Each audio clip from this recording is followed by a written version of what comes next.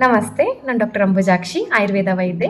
ಈ ದಿನ ನಾನು ನಿಮಗೆ ತಿಳಿಸ್ಕೊಡ್ತಾ ಇರ್ತಕ್ಕಂಥ ವಿಷಯ, ಇತ್ತೀಚಿನ ದಿನಗಳಲ್ಲಿ ನಾವು ನೋಡ್ತಾ ಇರ್ತಕ್ಕಂಥ ನೀರಿನಲ್ಲಿ ನಿಂಬೆಹಣ್ಣು ಹಾಕೊಂಡು ದಿನಾ ಬೆಳಗ್ಗೆ ಖಾಲಿ ಹೊಟ್ಟೆಗೆ ಸೇವನೆ ಮಾಡ್ತಾ ಇದ್ದಾರೆ. ಇದು ಸರಿನಾ? ತಗೊಳ್ಬೋದಾ ನಾವು ದಿನನಿತ್ಯ?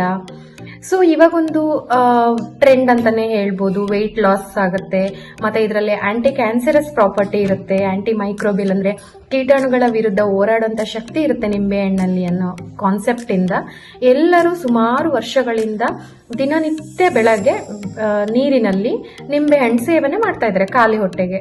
ಇದು ಎಷ್ಟರ ಮಟ್ಟಿಗೆ ಸರಿ? ಇದು ತಗೊಳ್ಳೋದು ತಪ್ಪಾ ಸರಿನಾ? ನಮ್ಮ ಪ್ರಕಾರ, ಆಯುರ್ವೇದದ ಪ್ರಕಾರ ಇದು ಸರಿಯಲ್ಲ. ಸೊ ಹೇಗೆ ಸರಿಯಲ್ಲ ನೋಡಿ, ನಿಂಬೆ ಹಣ್ಣಿನಲ್ಲಿ ಅಫ್ಕೋರ್ಸ್ ಇದರಲ್ಲಿ ವಿಟಮಿನ್ಸ್ ಇದೆ, ವಿಟಮಿನ್ ಸಿ ಇದೆ, ಬೇರೆ ಬೇರೆ ನ್ಯೂಟ್ರಿಯೆಂಟ್ಸ್ ಜೊತೆಗೆ ಇದರಲ್ಲಿ ಆಸಿಡ್ ಇದೆ, ಸಿಟ್ರಿಕ್ ಆಸಿಡ್ ಮತ್ತೆ ಕಾರ್ಬೋಲಿಕ್ ಆಸಿಡ್ ಕೂಡ ಇದೆ. ಸೊ ಇದ್ರ pH ಕೂಡ ತುಂಬಾ ಕಡಿಮೆ ಇರೋದ್ರಿಂದ ಇದು ಹೈಲಿ ಆಸಿಡಿಕ್ ಅಂತಾನೆ ಹೇಳ್ಬೋದು. ನೀವು ಯೋಚನೆ ಮಾಡಿ, ದಿನಾ ನಾವು ಆಸಿಡ್ನ ಹೊಟ್ಟೆಗೆ ಹಾಕ್ತಾ ಇದ್ರೆ, ಅದು ಖಾಲಿ ಹೊಟ್ಟೆಗೆ ಹಾಕ್ತಾ ಇದ್ರೆ ಏನಾಗುತ್ತೆ ನಮ್ಮ ಹೊಟ್ಟೆಲಿ ಅಲ್ವಾ? ಮತ್ತೆ ಹುಳಿ ಅಂಶ ಕೂಡ ಇದರಲ್ಲಿ ಜಾಸ್ತಿ ಇರುತ್ತೆ.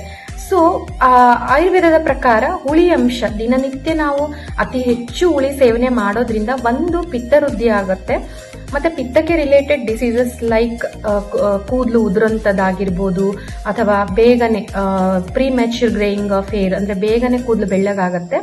ಅದ್ರ ಜೊತೆಗೆ ಇದು ಡೈರೆಕ್ಟ್ಲಿ ನಮ್ಮ ಮೂಳೆ ಮೇಲೆ ಇಂಪ್ಯಾಕ್ಟ್ ಆಗುತ್ತೆ.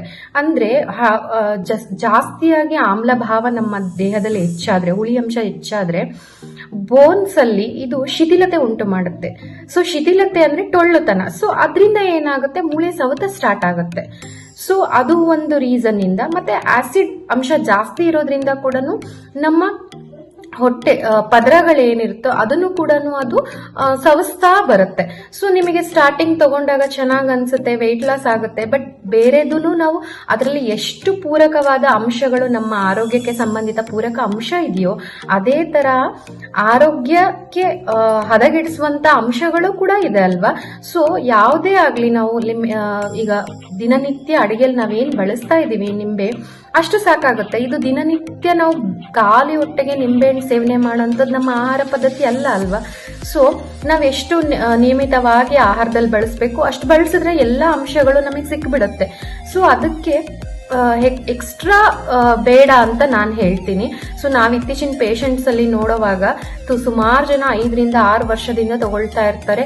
ಅವ್ರು ಯಾವುದೋ ಒಂದು ಪ್ರಾಬ್ಲಮ್ಸಿಗೆ ಬಂದಿರ್ತಾರೆ, ಮೂಳೆ ಸೌತ. ಮೋಸ್ಟ್ ಕಾಮನ್ಲಿ ಮೂಳೆ ಸೌತ ಬಂದಿರೋರು ಇತ್ತೀಚಿನ ದಿನಗಳು ನಾವು ಹಿಸ್ಟ್ರಿ ತಗೊಳ್ಳೋವಾಗ ಕೇಳಿದ್ರೆ ಅವರೆಲ್ಲ ನಿಂಬೆಹಣ್ಣು ಮತ್ತೆ ನೀರು ಕುಡಿತಾ ಇರ್ತಾರೆ ಖಾಲಿ ಹೊಟ್ಟೆಗೆ. ಸೊ ಆದ್ರಿಂದ ಅದು ನಮ್ಮ ಮೂಳೆಗೆ ಡೈರೆಕ್ಟ್ ಇಂಪ್ಯಾಕ್ಟ್ ಮಾಡೋದ್ರಿಂದ ಆದಷ್ಟು ಅದನ್ನ ಅವಾಯ್ಡ್ ಮಾಡೋದು ಒಳ್ಳೇದು. ಮಾಮೂಲಾಗಿ ಅಡುಗೆಯಲ್ಲಿ ಬಳಸಿ. ಯಾವುದೇ ಆಗ್ಲಿ ಅತಿ ಆದ್ರೆ ಅಮೃತನೂ ವಿಷ ಅಲ್ವಾ? ಸೊ ಆರೋಗ್ಯಕ್ಕಾಗಿ ಆಯುರ್ವೇದ. ನಮಸ್ತೆ.